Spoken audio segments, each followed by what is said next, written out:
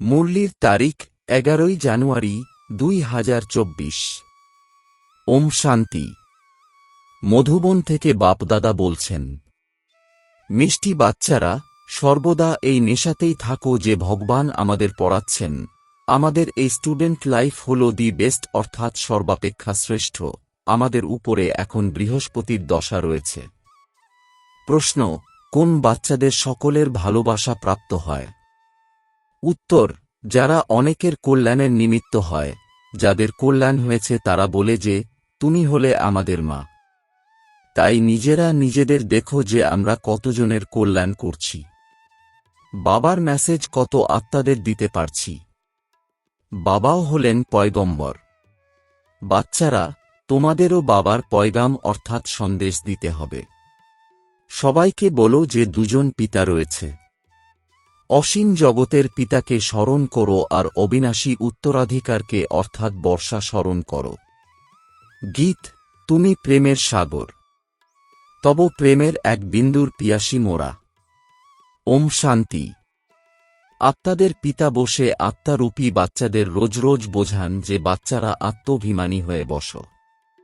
এইরকম যেন না হয় যে বুদ্ধি বাইরে এদিকে ওদিকে ঘুরতে থাকে। একমাত্র বাবাকেই স্মরণ করতে হবে। তিনি জ্ঞানের সাগর, প্রেমের সাগর। বলা হয় যে জ্ঞানের এক ফোঁটাও অনেক। বাবা বলেন, মিষ্টি মিষ্টি বাচ্চারা আত্মিক পিতাকে স্মরণ করো, তবেই তোমরা এই অবিনাশী উত্তরাধিকার পেয়ে যাবে। অমরপুরী বৈকুণ্ঠে চলে যাবে। এছাড়া এই সময় তোমাদের মাথার উপরে যে পাপের বোঝা রয়েছে তা নামিয়ে ফেলতে হবে। নিয়ম অনুসারে, বিবেক অনুসারে বাচ্চারা, তোমাদের বোঝানো হয়। যিনি উচ্চ থেকে উচ্চে ছিলেন তিনি অন্তিমে নিচে তপস্যা করছেন।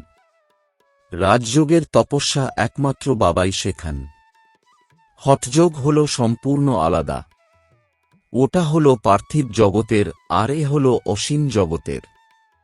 ওটা হল নিবৃত্তিমার্গ, এ হল প্রবৃত্তিমার্গ। বাবা বলেন, তোমরা বিশ্বের মালিক ছিলে। রাজারানী যেমন হবে প্রজা তেমনই হবে। প্রবৃত্তিমার্গের পবিত্র দেবী দেবতা ছিল, পরে আবার দেবতারা বামমার্গে অর্থাৎ বিকারে চলে যায়। শেষবেরও চিত্র রয়েছে। অত্যন্ত অশোভন অর্থাৎ নোংরা চিত্র বানায়, যা দেখতেও লজ্জা করে, কারণ বুদ্ধিও সম্পূর্ণ ভ্রষ্ট হয়ে যায়। বাবার উদ্দেশ্যেই বলা হয় যে, তুমি হলে প্রেমের সাগর। এখন প্রেমের তো এক ফোঁটা হয় না। এ হল জ্ঞানের কথা। তোমরা বাবাকে জেনে বাবার থেকে অবিনাশী উত্তরাধিকার নিতে এসেছ। বাবা সদ্গতিরই জ্ঞান দেন। শুধু শুনলেই কি সদ্গতিতে আসতে পারবে? না, পারবে না। বাচ্চারা, এখান থেকেই তোমাদের নতুন দুনিয়ায় যেতে হবে। তোমরা জানো যে আমরাই বৈকুণ্ঠের মালিক হই। এই সময় সমগ্র বিশ্বে রাবণের রাজত্ব। বাবা এসেছেন তোমাদের বিশ্বের রাজত্ব দিতে। তোমরা সকলেই বিশ্বের মালিক ছিলে। এখনো পর্যন্ত চিত্র রয়েছে। এছাড়া লক্ষ বছরের কোনো কথাই নেই। এ কথা সম্পূর্ণ ভুল। বাবাকেই সদা রাইটিয়াস অর্থাৎ ন্যায়পরায়ণ বলা হয়। বাবার দ্বারাই সমগ্র বিশ্ব ধর্মনিষ্ঠ হয়ে যায়। এখন সব হল আনরাইটিয়াস অর্থাৎ অধার্মিক।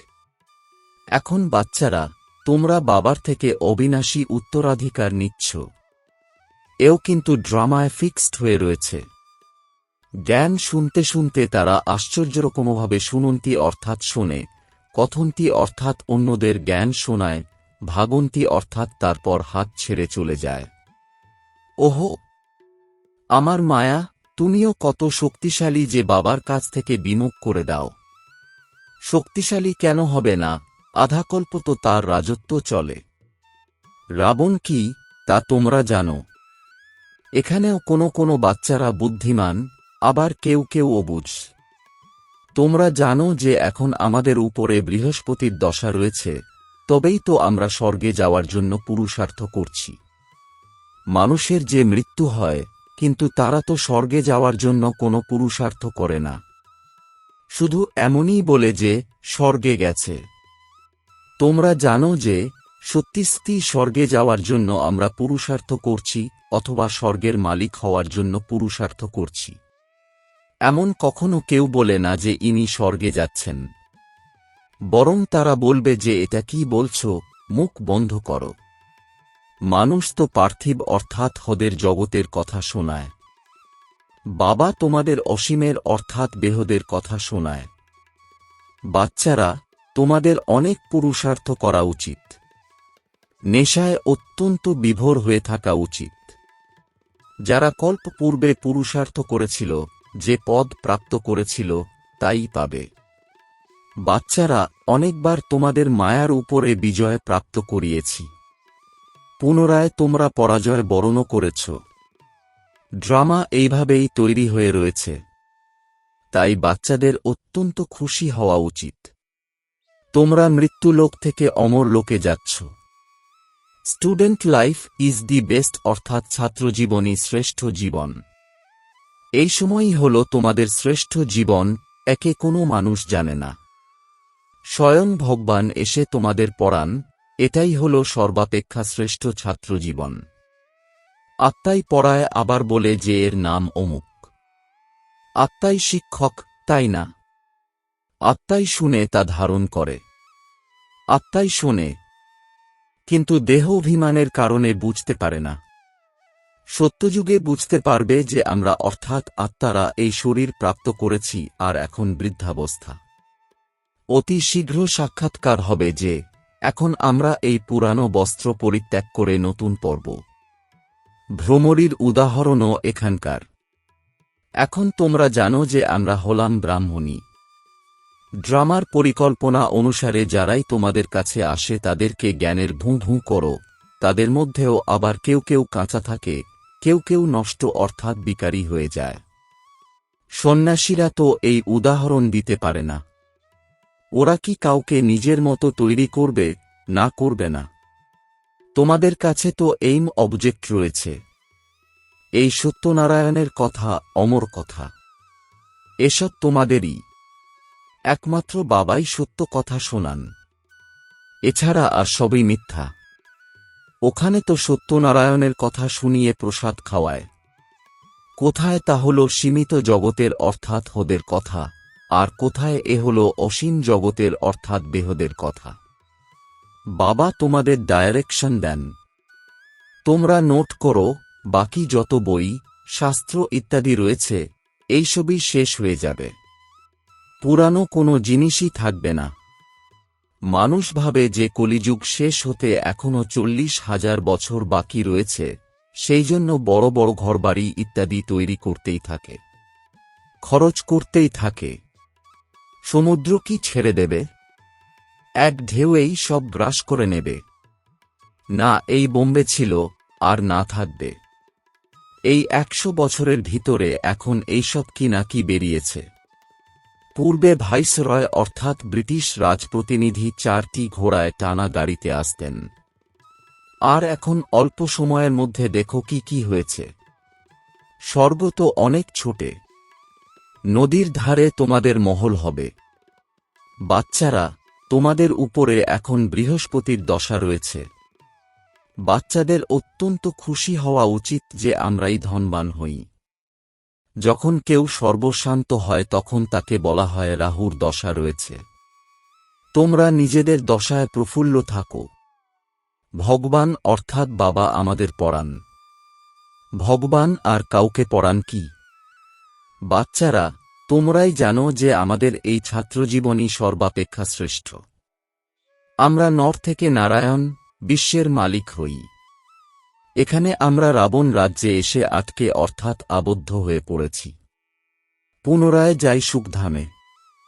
তোমরা হলে সঙ্গমযুগী ব্রাহ্মণ। ব্রহ্মার দ্বারা স্থাপন হয়। একজনই কি হবে? না, তা হবে না। অনেকেই হবে, তাই না?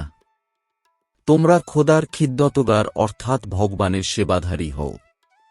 খোদা স্বর্গ স্থাপনের জন্য যে সেবা করেন, তোমরা তাতে সাহায্য করো।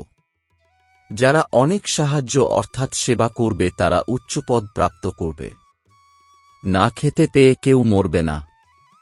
এখানে তো ফকিরদের কাছেও যদি খোঁজ করো তবে হাজার হাজার টাকা বেরোবে। তাই ক্ষুধার্ত হয়ে কেউই মারা যেতে পারে না। আর এখানে তোমরা বাবার হয়েছ। যদিও বাবা গরিব তবুও কিন্তু যতক্ষণ না পর্যন্ত বাচ্চারা খাবার পায় ততক্ষণ নিজেও খান না, কারণ বাচ্চারা হল ওয়ারিশ অর্থাৎ উত্তরাধিকারী।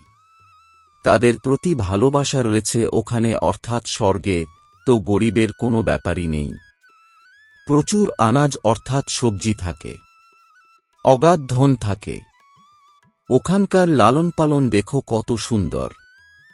তাই বাবা বলেন যে যখনই অবসর পাবে তখনই লক্ষ্মীনারায়ণের চিত্রের সামনে গিয়ে বসো। রাতেও বসতে পারো। এই লক্ষ্মীনারায়ণকে দেখতে দেখতে শুয়ে পড়ো। ওহো, বাবা আমাদের এরকমই তৈরি করেন। তোমরা এরকম অভ্যাস করে দেখো যে কত আনন্দ হয়। তারপর আবার সকালে উঠে অনুভব শোনাও। লক্ষ্মীনারায়ণের চিত্র আর সিঁড়ির চিত্র সকলের কাছে থাকা উচিত। স্টুডেন্টরা জানে যে আমাদেরকে পড়াচ্ছেন, ওনার চিত্র রয়েছে। সমগ্র বিষয়টিই হল পড়ার উপর। স্বর্গের মালিক তো হবে। বাকি পদ প্রাপ্তির আধার হল পঠন পাঠনের উপর। বাবা বলেন এই পুরুষার্থ করো যে আমি হলাম আত্মা, শরীর নই। আমি বাবার কাছ থেকে অবিনাশী উত্তরাধিকার নিচ্ছি। বিশেষ কিছু কঠিন নয়। মাতাদের জন্য তো খুবই সহজ। পুরুষেরা তো কাজকর্মে চলে যায়। এই এইম অবজেক্টের চিত্রের উপর তোমরা অনেক সার্ভিস করতে পারো। অনেকের কল্যাণ করলে তারা তোমাকে অনেক ভালোবাসবে। তারা বলবে যে তুমি তো আমাদের মা। জগতের কল্যাণের জন্য মাতারা তোমরা নিমিত্ত হয়েছ। নিজেদের দেখতে হবে যে আমরা কতজনের কল্যাণ করেছি, কতজনকে বাবার সংবাদ দিয়েছি। বাবাও পয়গম্বর, আর কাউকে পয়গম্বর বলা যাবে না। বাবা তোমাদের মেসেজ দেন যা তোমরা সকলকে শোনাও। অসীম জগতের বাবা আর অবিনাশী উত্তরাধিকার স্মরণ করো, ৮৪ চক্রকে স্মরণ করো।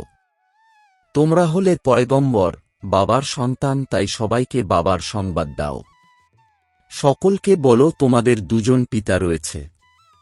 অসীমের পিতা তো সুখ আর শান্তির আশীর্বাদ দিয়েছেন। আমরাই সুখধামে ছিলাম আর বাকি সবাই তখন শান্তিধামে ছিল। তারপরে আবার জীবন মুক্তিতে আসে। এখন আমাদের ফিরে যেতে হবে, তারপর আবার সেখানে আমরাই বিশ্বের মালিক হব। কথাতেও রয়েছে, বাবা তোমার থেকে আমরা বিশ্বের রাজত্ব অর্থাৎ বাদশাহী পাই। সমগ্র ধরণী, সমুদ্র, আকাশ আমাদের হতে থাকবে। এই সময় আমরা বাবার কাছ থেকে অবিনাশী উত্তরাধিকার নিচ্ছি। তোমরা হলে গুপ্ত ওয়ারিয়ার্স অর্থাৎ যোদ্ধা, শিবশক্তি সেনা। এ হল জ্ঞান কাটারি, জ্ঞানবান। ওরা তো দেবীদের স্থূল হাতিয়ার দিয়ে দিয়েছে। ভক্তিমার্গে কত মন্দির বানানো হয়েছে, কত চিত্র ইত্যাদি রয়েছে। তবেই তো বাবা বলেন যে ভক্তিমার্গে তোমরা সব টাকা পয়সা শেষ করে দিয়েছ। এখন এই সবই শেষ হয়ে যাবে, ডুবে যাবে। তোমাদের সাক্ষাৎকারও করিয়েছি যে ওখানে কিভাবে খনি থেকে হিরে জহরত নিয়ে আসে, কারণ সবকিছুই তো মাটির তলায় চাপা পড়ে যায়। বড় বড় রাজাদের কাছে নিচে গুপ্ত রত্নভাণ্ডার থাকে। ওই সব কিছুই নিচে চলে যাবে, যা পরে তোমাদের কারিগররা গিয়ে নিয়ে আসবে। স্বর্গের দৃশ্য আজমিরে শনি মন্দিরে গেলে দেখতে পাওয়া যাবে, তাই না? বাবা বলেছিলেন মিউজিয়ামও এরকমই তৈরি করো। স্বর্গের ফার্স্ট ক্লাস মডেল তৈরি করা উচিত। বাচ্চারা, তোমরা জানো যে এখন আমরা নিজেদের রাজধানী স্থাপন করছি। পূর্বে কিছুই জানা ছিল না, এখন জানতে পারছি। এমনও নয় যে আমরা প্রত্যেকের ভিতরে কি আছে তা জানি। কোনো ভিখারিও আসত। তাদের বলা হতো, কেন আসো? তখন বলতো যে এখানে আসব, তবে তো বিকার থেকে মুক্ত হব। আমি অত্যন্ত পাপী আত্মা। তখন বাবাই বলেন যে আচ্ছা, তোমার কল্যাণ হোক। মায়াও অত্যন্ত প্রবল। বাবা বলেন, বাচ্চারা, তোমাদের এই বিকারের উপর বিজয় প্রাপ্ত করতে হবে, তবেই জগৎজিৎ হবে। মায়াও কম নয়। এখন তোমরা পুরুষার্থ করে এইরকম লক্ষ্মীনারায়ণের মতো হও। এনাদের মতো সৌন্দর্য আর কারও হতে পারে না। এটাই হল ন্যাচারাল বিউটি। প্রতি ৫,০০০ বছর পরে স্বর্গের স্থাপনা হয়, পুনরায় ৮৪ জন্মের চক্রতে আসতে হয়। তোমরা লিখতে পারো, এ হল বিশ্ববিদ্যালয় তথা হসপিটাল। একটি স্বাস্থ্যের জন্য আরেকটি ওয়েলথের জন্য। হেলথ ওয়েলথ হ্যাপিনেস ২১ জন্মের জন্য এসে প্রাপ্ত করো। ব্যবসায়ীরাও নিজেদের বোর্ড লাগায়, ঘরেও বোর্ড লাগানো হয়। যারা সদা নেশায় বিভোর থাকবে তারাই এরকম লিখতে পারবে। যারাই আসবে তাদেরকেই বোঝাও, তোমরা অসীম জগতের বাবার কাছ থেকে অবিনাশী উত্তরাধিকার নিয়েছিলে, পুনরায় ৮৪ জন্ম নিয়ে পতিত হয়েছ। এখন পবিত্র হও, নিজেকে আত্মা নিশ্চয় করো, বাবাকে স্মরণ করো। বাবাও এমনই করেন। তিনি অর্থাৎ ব্রহ্মা হলেন প্রথম নম্বরের পুরুষার্থী। অনেক বাচ্চারা লেখে যে বাবা ঝড় ঝাপটা আসে, এমন এমন হয়। আমি লিখি, আমার কাছে তো সব ঝড় ঝাপটা সবার আগে আসে। আমি প্রথমে অনুভবী হলে তবে তো বোঝাতে পারব। মায়ার কাজই তো হল এটা। এখন বাবা বলছেন, মিষ্টি, অতি প্রিয় বাচ্চারা, এখন তোমাদের উপরে বৃহস্পতির দশা রয়েছে। তোমাদের নিজেদের জন্মপত্রিকা অর্থাৎ কোষ্ঠী ইত্যাদি আর কাউকে দেখাবার প্রয়োজন নেই। বাবা সবকিছু বলে দেন। ওখানে আয়ুও বড় হয়। কৃষ্ণকেও মানুষ যোগেশ্বর বলে। কৃষ্ণকে যোগ শিখিয়েছেন যোগেশ্বর, তাই এরকম হয়েছেন। কোনো মানুষ, সন্ন্যাসী ইত্যাদিদের যোগেশ্বর বলা যাবে না। তোমাদের ঈশ্বর যোগ শেখান, তাই তোমাদের যোগেশ্বর যোগেশ্বরী নাম রাখা হয়েছে। এই সময় জ্ঞানস্বর জ্ঞানেশ্বরী হলে তোমরাই। পুনরায় ওখানে গিয়ে রাজরাজেশ্বরীও তোমরাই হবে। আচ্ছা, মিষ্টি মিষ্টি প্রশিক্ষার্থী বাচ্চাদের মাতাপিতা বাপদাদার স্মরণসহ স্নেহসুমন আর সুপ্রভাত। আত্মিক পিতার আত্মিক বাচ্চাদেরকে জানাচ্ছি নমস্কার। ধারণার জন্যে মুখ্য সার: এক, এই অবজেক্টকে সামনে রেখে পুরুষার্থ করো। লক্ষ্মীনারায়ণের চিত্রকে সামনে দেখতে দেখতে নিজে নিজের সাথে কথা বলো যে, ওহো বাবা, তুমি আমাদের এরকমই তৈরি করছ। আমাদের উপরে এখন বৃহস্পতির দশা রয়েছে। ২, নিজের সমান বানানোর জন্য ভ্রমরীর মতো জ্ঞানের ভূঁ ভূঁ করো।